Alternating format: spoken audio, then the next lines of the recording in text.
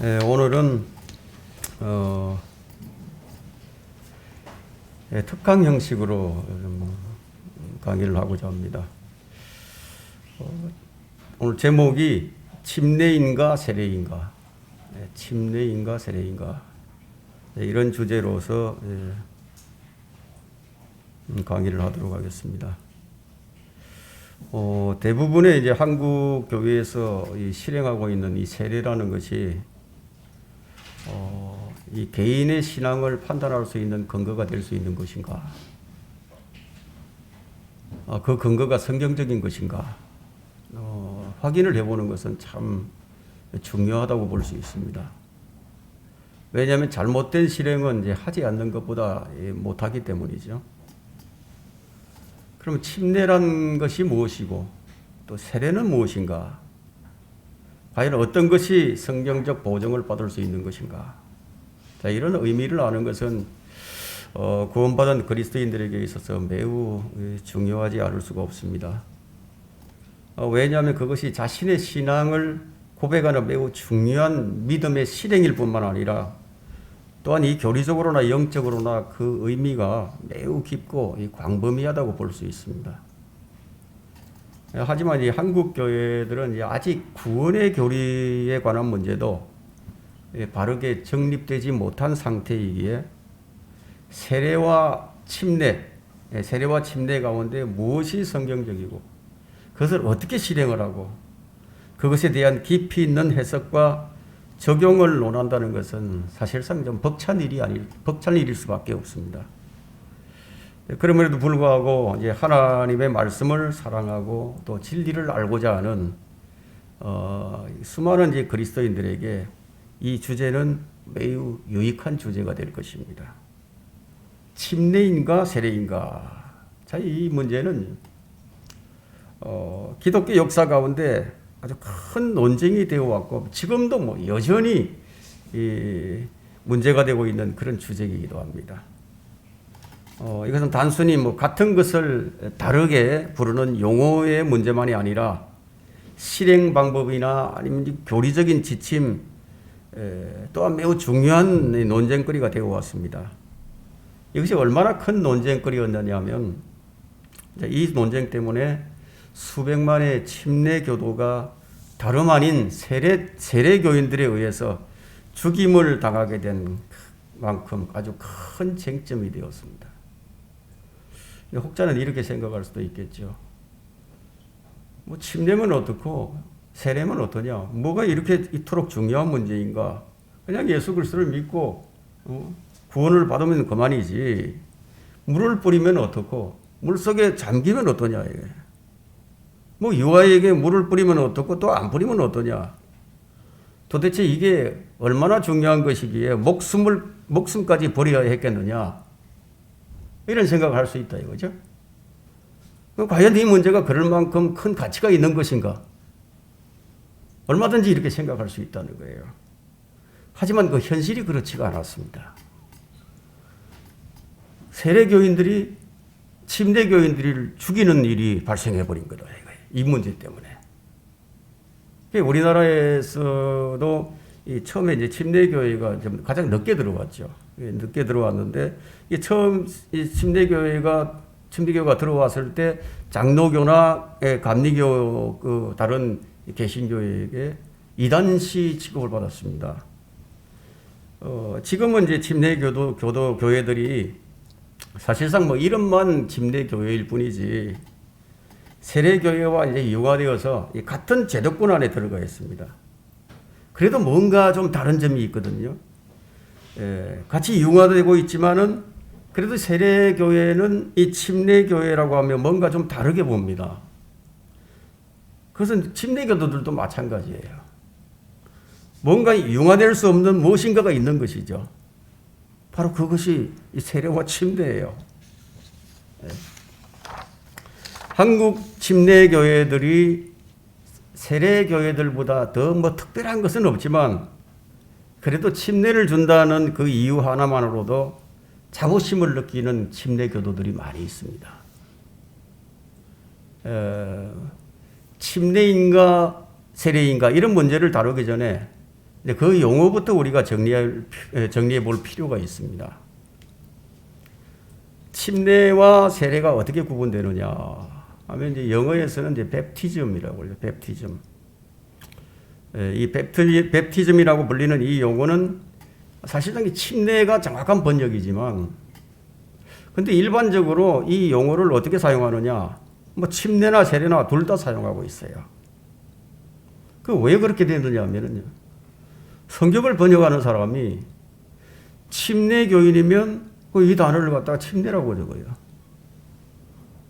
그 성경 번역하는 자가 세례교인이면은 이 침례를 갖다가 세례로 번역을 해버린다 이거예요. 그래서 실제로 이제 영어를 사용하는 사람들 중에 물뿌림을 받는 세례를 받는 사람들도 있거든요. 그 사람들도 자기는 이제 뵙티즘을 받았다고 얘기를 합니다. 마찬가지로 이제 침수에 의해서 침례를 받은 사람들도 역시 마찬가지로 뵙티즘을 받았다고 얘기합니다. 참고로 이 로마 카톨릭에는요, 물뿌림을 받아야, 이 세례를 받아야 구원을 받는다는 그런 교리가 있습니다. 이 교리를 뵙티즘을 리제네레이션이라고 부르고 있죠. 그 유아 세례라는 말도 인펜트 뵙티즘이라고 하는데, 그러나 실제로는 유아에게 침례를 주는 사람은 아무도 없죠. 침례를 주는 사람은 아무도 없어요. 그래도 뵙티즘이라고 부른다 이거예요. 우리말에서는 침례나 이 세례라는 이 용어는 단순히 물에 잠기느냐 아니면 물을 뿌리느냐 하는 그 방법에 따라 분류되고 있는 용어이기는 하지만 거기에는 더 깊은 차이가 있다는 거예요. 그럼 세례의 정확한 뜻은 무엇인가요? 세례의 정확한 뜻은? 그럼 한자로 풀어본다면은 한자로 세례의 세자는 씻을 세자예요. 씻을 세. 씻는다는 거죠. 결국 세례는 물로 씻는 예식을 의미하고 있는데, 그럼 무엇을 씻는다는 것인가? 죄를 씻는다는 것인데, 그러면 세례가 참으로 죄를 씻을 수 있는가 하는 거예요. 머리에다 목사가 물을 뿌리고, 그러면 신부가 물을 뿌리면 그럼 죄가 씻어지는 거예요? 상식적으로 생각을 해봐도 이제 말이 잘 안 되죠. 그 성경에는 그런 말이 없는데, 눈을 씻고 찾아봐도 그런 말은 없어요. 그런 사례도 없었고, 그래서 오직 하나님 한 분만이 죄를 씻을 수 있다는 거죠. 그렇다고 목사나 신부가 하나님께 죄를 씻는 권한을 위임을 받아서 그 죄를 씻을 만한 권한이 주어진 것인가요? 그런 건 아니죠. 침례 역시 마찬가지예요. 침례도 죄를 씻을 수 있는 기능을 가진 것은 아니죠.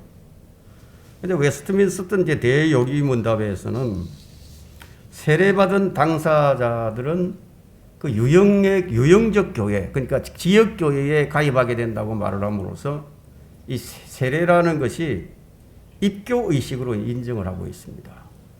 세례를 받아야 입교인이 되죠. 그 입교인이 되려고 한다면은 세례 문답을 통한 세례를 받아야만이 이렇게 입교인이 됩니다. 그러나 그들이 그렇게 주장을 하면서 인용하는 성경 구절이 있는데, 그것이 로마서 6장이에요. 로마서 6장 한번 펼쳐보십시오.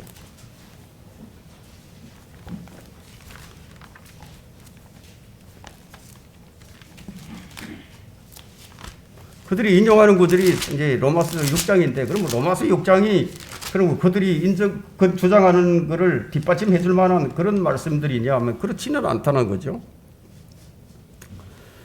지금 6장에 보게 되면 세례의식이나 침례의식 같은 것을 지금 말하고 있지는 않습니다.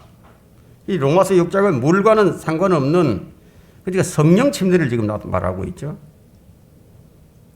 그럼 침례는 물에 잠기는 것이지 물을 붓거나 아니면 물을 뿌리는 세례가 아니라는 거죠.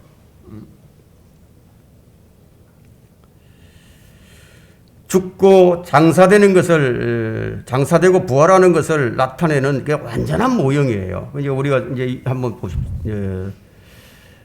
3절부터 볼까요? 6장 3절에. 예수 그리스도 안으로 침례받은 우리가 그의 죽으심 안으로 침례받은 것을 알지 못하느냐. 그러니까 여기 침례가 나오니까 그 똑같은 베프티즘이라는 단어가 나오니까 세례교인들은 세례로 봐버리는 거죠. 예? 그러므로 우리가 죽음 안으로 침례를 받아 그와 함께 장사되었으니 이는 아버지의 영광으로 인하여 그리스도께서 죽은 자들로부터 일으켜지심과 이제 부활을 얘기하고 있죠. 우리도 또한 생명의 새로움 가운데서 행하게 하리 함이니라.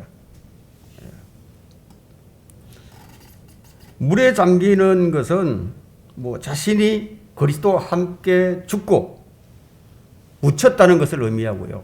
또 물에서 나오는 것을 그리스도와 함께 살아났다는 것을 이제 의미를 하고 있습니다.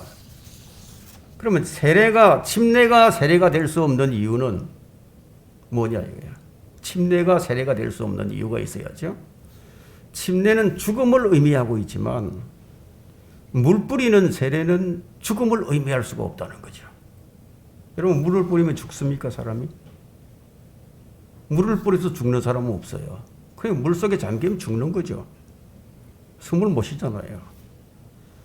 예, 그래서 이 침례라는 것은 물속에 잠겼다가 나오는 것이기 때문에 죽는 것과 묻히는 것과 부활하는 것을 상징하고 있습니다. 문자적으로도 바로 이런 차이가 있는 거예요. 그럼 성경은 물침례에 관해서 뭘 하고 말을 하고 있는가 하는 거예요. 그래서 이제 베드로전서 3장 21절 한번 가봅시다.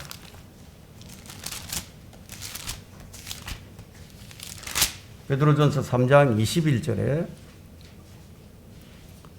베드로전서 3장 21절이 정확하게 이제 이것을 말하고 있는데 물은 예수 그리스도의 부활하심으로 인하여 이제 우리를 구원하는 모형이니 모형이라고 얘기하고 있다. 그것이 곧 침례라. 이것은 육체의 더러움을 제거하는 것이 아니라 하나님을 향한 선한 양심의 응답이라고 했습니다. 자, 이 말씀대로 물이라는 것은 모형일 뿐이에요. 절대로 누군가의 죄를 씻어주지 못하죠.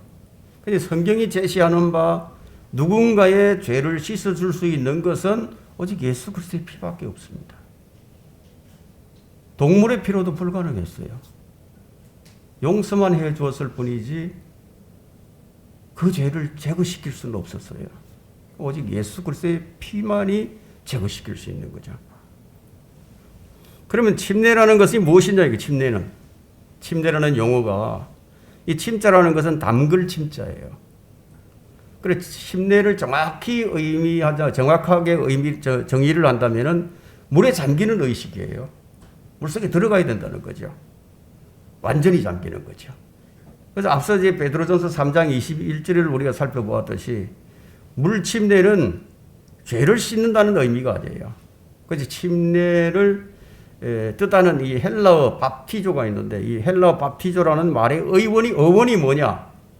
이 옷감에 물을 들이잖아요. 옷감에 물을 들일 때 물에 푹 담궈서 적셔서 들이는 그 물을 들이죠. 그렇게 들이죠. 그렇게 물을 들일 때 사용되었던 말이 바로 헬라어로 이제 밥티조라는 말입니다. 그럼 그 잠기는 것이 왜 그렇게 중요한 것인가 하는 거예요. 그것은 잠김으로써 뭔가를 분명히 드러내게 되는데 그것은 그리스도 안으로 들어간다는 거죠. 그리스도 안으로 들어간다. 그래서 그리스도와 하나가 되었다는 것을 상징하기 때문에 그래서 이 물침례라는 것이 이게 중요하다는 거예요. 침례가 중요하다 이거예요. 그러니까 침례를 받지 않아도 그것과는 아무런 상관이 없죠. 예수 그리스도를 영접하기만 하면 그분과 하나가 된다 이거예요. 그분의 몸 안으로 들어가는 거죠.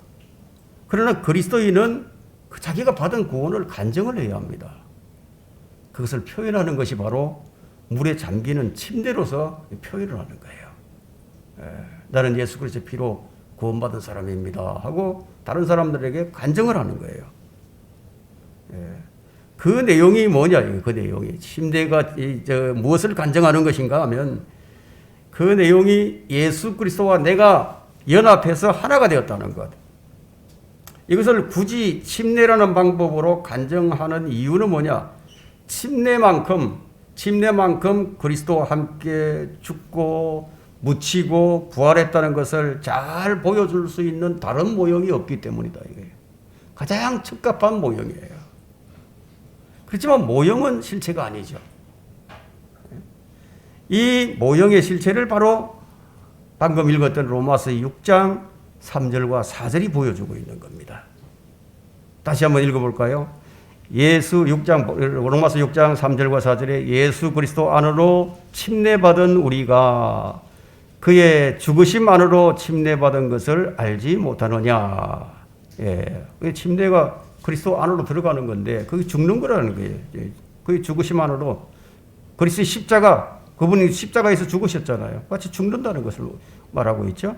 그러므로 우리가 죽음 안으로 침례를 받아 죽음의 침례예요. 그와 함께 장사되었으니 이는 아버지의 영광으로 인하여 그리스도께서 죽은 자들로부터 일으켜 주심과 같이 우리도 또한 생명의 새로움 가운데서 행하게 하려 함이라. 이제 죽고 살아났으니까 생명의 새로움 가운데서 행하게 된 거죠. 이런 상징적인 의미가 있는 겁니다. 내가 그분을 영접을 할 때 나는 그분과 함께 죽고 그리고 묻히고 부활했다는 거예요. 그럼 지금 로마서 6장에 지금 말하고 있는 침례는 물 침례가 아니죠. 여기 물이라는 말은 발견할 수가 없잖아요. 근데 이것을 가지고 세례를 주장하는 사람들이 이 구절을 인용하면서 이것을 가지고 주장을 하고 있다는 거죠. 이 침례라는 것은 여기 나오는 로마서 6장에 나오는 이 침례는 물 침례에 앞서서 정말 경험해야 할 그런 영적인 침례인데 우리가 그리스도 안으로 침례받았다는 것은 그분의 몸 안으로 들어가서 푹 잠겼다는 거예요. 그래서 우리 항상 그리스도 안에 있게 됐지 않습니까? 그분 안에 들어갔기 때문에. 그래서 영적 침례를 고린도전서 12장 13절을 한번 펼쳐보세요. 뭐라고 얘기하고 있느냐? 고린도전서 12장 13절에 유대인이나 이방인이나 종이나 자유인이나 한 성령에 의하여 우리 모두가 한 몸 안으로 침례를 받았으며 그리스도의 몸이라 이거예요. 그리스도 몸 안으로 침례를 받았으며 또 모두가 한 성령 안으로 마시게 되었느니라 이거예요. 성령에 의해서 우리는 그분의 몸의 일부가 되었고 그래서 그분의 죽음도 내 죽음이 되고 그분의 부활도 내 부활이 되는 거예요. 이것을 모형으로 간증하는 것이 바로 물속에 잠겼다가 나오는 이 침례라는 겁니다. 성경에서 예수님도 또 사도들도 유대인들도 사마리아인들도 이방인들도 물을 뿌려서 침례를 받은 적은 단 한 번도 없다는 거예요.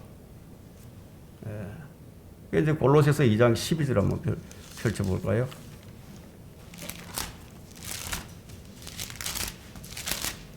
골로새서 2장 12절에 너희가 침례로 그와 함께 장사되었고 죽음을 의미하고 있죠. 또 하나님께서 그를 죽은 자들로부터 살리신 역사를 부활을 말하고 있죠. 믿음으로 말미암아 너희도 그와 함께 살아나느니라. 이 영적인 침례, 영적 침례를 의미하고 있습니다.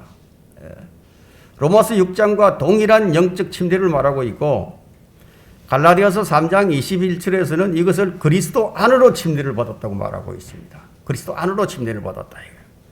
앞서 우리가 고린도전서 12장 13절에서 보았던 것처럼 한 몸 안으로 들어간 침례예요. 한 몸 안으로. 한 몸이라 이런다. 두 몸은 안 된다. 이거예요. 그리스도 한 몸, 그리스도의 몸 안으로 들어가야 된다. 그리고 한 성령에 의해야 된다. 다른 영에 의해서도 안 된다는 거예요. 바로 하나님의 영, 성령에 의하여 받은 것이기 때문에 이것을 가리켜서 에베소서 4장 5절에서는요. 한 침례라고 말하고 있습니다. 한 침례. 그 침례를 받는 것은 한 침례를 받은 거예요. 그것이 영적 침례예요. 성령 침례예요. 그래서 우리가 침례할 때 이제 목사가 이제 침례를 받는 사람들에게 먼저 묻죠. 당신은 예수 그리스도의 피로 제사함 받고 구원받은 확신이 있느냐고 묻죠. 그럼 질문을 하면은 그 사람의 구원을 먼저 이렇게 확인을 한다 이거. 그런 다음에 그 사람이 확신이 있으면은 그를 물에 잠그면서 당신은 예수 그리스도와 함께 죽었고라고 말을 하게 되죠. 그래 물 속에 지금 있는 상태에서 그리스도와 함께 묻히고 얘기한다 이거예요. 그렇게 말을 한 다음에 그를 일으켜 세우면서 그리스도와 함께 살아났습니다. 라고 이제 말을 합니다. 정확한 모형이죠, 이게. 그러면 누가 침례를 받느냐, 이게. 침례는 반드시 예수 그리스도의 피로 구원받은 사람이라야만 한다는 거죠. 예수 그리스도 피로 제사함 받고 구원받은 사람이 침례를 받는다는 겁니다. 만약 구원받지 못한 사람이 침례를 받게 되면 그에게는 뭐 전혀 무익할 뿐이죠. 예, 무익할 뿐만 아니라 아주 불경스러운 일입니다. 그래서 지역교회 목사들이 이 침례를 줄 때 그가 구원받았다는 것을 직간접적으로 확인을 하는 거예요. 어떻게 확인을 하느냐? 그 사람이 회중 앞에 서서 자기의 구원을 간증할 수도 있고 또 성도들과의 교제를 통해서 그 교제 가운데서도 자기의 간증도 할 수 있죠. 그런데 보세요. 자, 하루에 수천 명을 모아놓고 그냥 구원의 간증도 되지 않는 상태에서 아주 일괄적으로 그냥 교리 문답에 따라서 형식적으로 몇 마디 물은 다음에 그냥 마구 물을 뿌리면서 세례를 주는 것은 그야말로 이것은 비성경적이지 않을 수가 없는 것이죠. 한국 교회가 지금 1,000만 명을 넘는 그런 세례 교인들을 자랑하고 있지만 그중 수많은 사람들이 간증도 없는 사람들임을 생각해 볼 때 참 통탄하지 않을 수 없는 일입니다. 또 우리가 이 구원 간증을 한 사람만이 침례를 받아야 한다는 것은 무엇을 의미하느냐? 유아 세례는 안 된다는 뜻을 가지고 있죠. 유아들은 간증을 할 수 없어요. 자신의 구원 간증을 할 수가 없죠. 사람들은 이제 개인에 따라서 좀 다르겠지만 자신이 구원을 분명히 인식하고 간증할 나이가 되어야만 침례를 받을 수 있는 거예요. 그런데 자신이 죄인임을 인지할 수도 없고 또 예수 그리스도가 자기의 구주인 줄도 인식이 안 되는 그런 유아에게 어떻게 침례를 주느냐는 거예요.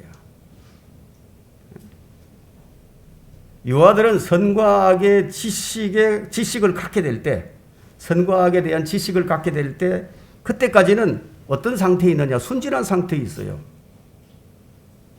선악을 모를 때는 그의 죄를 죄로 인정하지 않는다는 겁니다. 그래서 물론 아기들도 죄성을 물려받아서 영적으로는 영이 죽은 상태로 태어나지만 죄를 인식할 수 없는 상태이기 때문에 죄가 있어도 죄로 인정하지 않는다는 거예요. 하나님께서 죄로 인정하지 않는다는 겁니다. 그래서 어린 아기를 한번 보세요. 어린 아기가 그리스도를 알 수 있어요? 어린 아기가 그리스도를 믿을 수 있어요? 그럴 수 없죠. 왜냐하면 선악간의 지식이 아무것도 없어요. 성경에서 유아 세례에 관한 어떤 정보도 우리가 찾아볼 수 없습니다. 그 유아 세례를 암시하는 구절조차도 없어요. 그럼에도 불구하고 유아 세례를 행하게 된 이유가 무엇인가 하는 거예요. 그럼 왜 사람들이 유아 세례를 주느냐 이거예요. 그 몇 가지 이유가 있습니다. 성경 변계자 알렉산드리아의 오리겐이 유전된 죄를 씻기 위해서는 물을 뿌려야 한다고 말을 한 거예요. 그리고 필립 샤프는 오리겐에게 유아 세례 제도 시행에 책임이 있다고 말을 합니다. C.H. 오처드에 따르면 가톨릭 신앙으로서의 유아 세례는 아우렐리우스 어거스틴이 이제 그 하나님의 도성이라는 책을 쓴 사람이죠. 그 촛불 묵주 이 모든 걸 캐톨릭에서 사용하고 있는 모든 그 잘못된 비성경적인 그 용어들을 다 만들어낸 사람이 이 성 어거스틴이라는 사람이에요. 그 사람에 의해서 시작이 되었다고 합니다. 이때는 물론 지금의 유아 세례와 마찬가지로 부모의 의사가 아기들의 세례 여부를 결정을 지었습니다. 이때부터 뭔 얘기가 나온지 아십니까? 모태신앙이라는 게 나온 겁니다. 모태신앙. 모태신앙이라는 전혀 또 다른 믿음이 생성되기 시작이 됐습니다. 성경은 믿음은 어디서 나온다고 했죠? 하나님 말씀에서 나온다고 했습니다. 그럼 이들의 믿음은 어디서 나왔느냐? 유아세례에서 나왔어요. 성경적 교리와 가톨릭의 전통. 그럼 어떤 것이 더 우선시 되어야 되느냐? 어떤 것이 성경적이냐 이게. 그래서 성경적 믿음의 실행을 위해서 무수히 많은 믿음의 선배들이 선교를 하면서 지킨 교리가 뭐냐? 침례예요, 침례. 우리 침례 교리를 한번 생각해 보세요. 어떤 사람들은 뭐 침례를 세례로 바꿨을 뿐인데 그게 무슨 문제가 있겠느냐 이렇게 반문할 수도 있죠. 그러나 세례에 의한 구원과 이 유아 세례라는 것은 1, 2차 세계대전의 전쟁에 의해서 죽었던 1, 2차 세계대전을 제외한 나머지 전쟁에서 죽었던 수많은 그리스도인들의 피를 흘리게 한 원인이 된 거예요. 그래서 재침례 교도들은 세례 교도들에 의해서 5천만 명이 넘게 죽임을 당했습니다. 자, 이 문제는 쉽게 관과할 문제가 아니죠.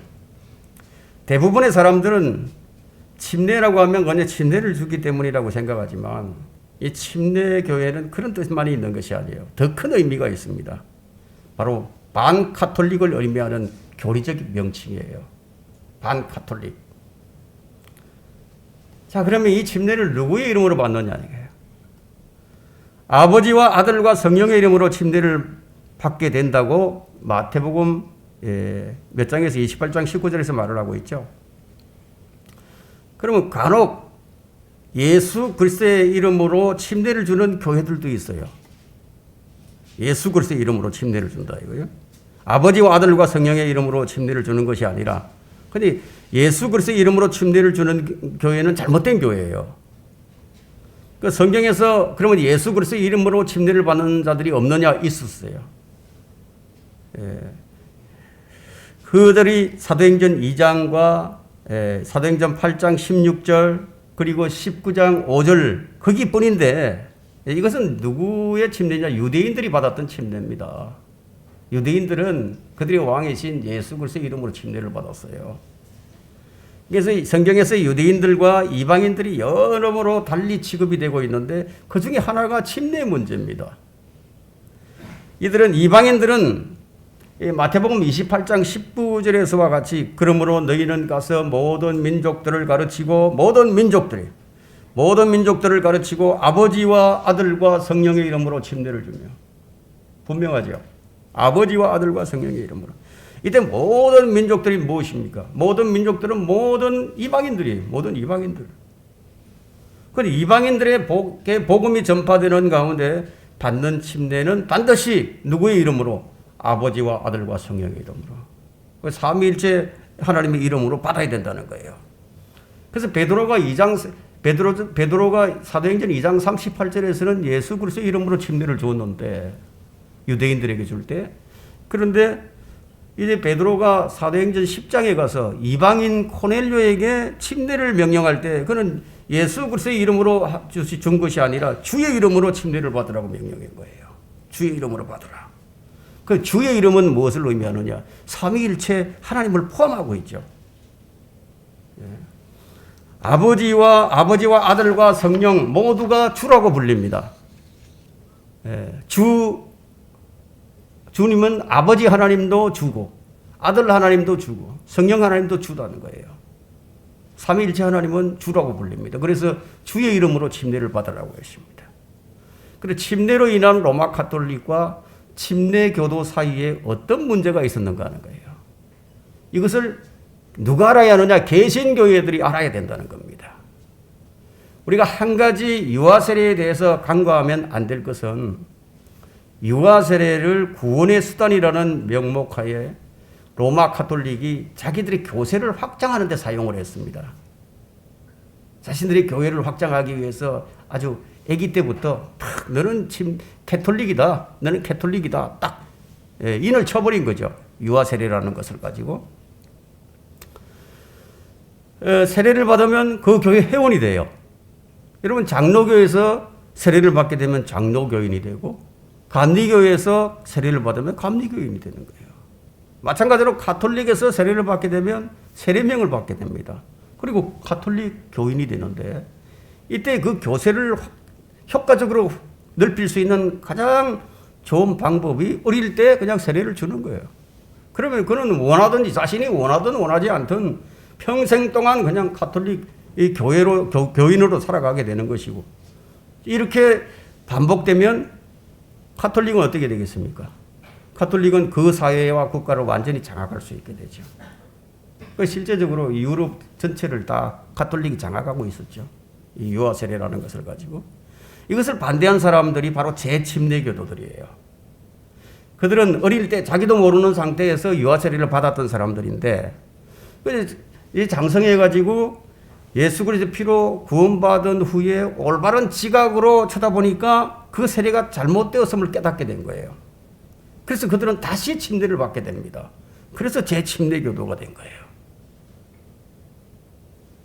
그런 사람들은 가톨릭의 입장에서 보게 되면은 그 사람들은 가톨릭에서는 잃어버린 바가 된 것이고, 그러면 그들의 교세뿐만 아니라 그들의 교리에도 큰 타격을 입게 되죠. 그래서 재침례 교도들을 박해를 하고 죽이기까지 한 겁니다. 그럼에도 불구하고 재침례 교도들은 믿음의 순수성을 지키기 위해서 죽음을 불사하고 침례를 받았다는 거예요.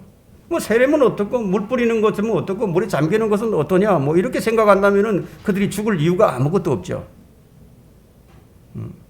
그러나 그들은 올바른 교리를 위해서 목숨을 내놓았다 이거예요. 그러한 암흑 시대에 침례를 받는다는 것은 정말 벼랑 끝에 서는 용기가 없으면요, 이게 불가능한 겁니다. 그럼 몰래 믿을 수도 있었지만, 그들은 그리스도를 위해서 단대하게 목숨을 바치면서까지 자기들의 믿음을 지킨 거예요. 그래서 역사적으로 침례교도라고 불렸던 사람들은 모두가 다 반카톨릭일 수밖에 없는 겁니다. 그러므로 세례나 침례냐 하는 이런 문제는 말하자면 가톨릭이냐 침례냐 하는 문제만큼 심각한 문제예요. 개인적으로는 가톨릭을 반대할지라도 그가 세례를, 특히 유아 세례를 실행하거나 인정하고 있는 한 그는 친가톨릭인 거예요. 예? 말로는 나는 가톨릭 인정하지 않아. 그러면서 계속해서 세례를 주고 유아 세례를 실행하고 있다면은 친가톨릭이다 이거예요. 이런 점에서 오늘날 대부분의 교회는 친가톨릭 교회들입니다. 그러면 왜 침례만을 고수해야 하는가? 이런 이제 문제가 제기되겠죠. 그러면 그것이 생명을 잃을 만큼 그렇게 중요한 것인가? 결론부터 말하자면 침례가 성경적인 것이기 때문입니다. 그리스도인은 진리를 실행하는 사람들이죠. 그리스도인은 고린도후서 13장 8절에서 진리를 거슬러서는 아무것도 할 수 없고 오직 진리를 위해서만 할 수 있느니라 이렇게 말을 하고 있기 때문에 그들은 성경을 지킨 겁니다. 그러나 신약 교회사들을 들여다보면 침례만큼 많은 문제를 이야기시킨 의식도 없어요. 이 문제는 지금까지도 많은 교회들이 알지 못한 채 실행을 하고 있습니다. 그러면 지금의 침례 교인들은 정상적인 것인가 하는 거예요. 침례를 주고 있는 침례 교인들은 다 정상적인가? 글쎄요. 이런 여운을 남길 수밖에 없는 상태가 되어 있습니다. 다른 점이라고는 단 한 가지, 침례만 주는 것, 물 뿌리는 것이 아니라 물에 잠기는 것, 이것만 다를 뿐 가톨릭에 항거했던 재침례 교도들이 지금은 거의 다 친가톨릭화 되어버린 거예요. 친가톨릭 교회들이 침례 교회들을 비판하게 되면 그들과 하나 되기 위해서 온갖 타협도 다 불사합니다.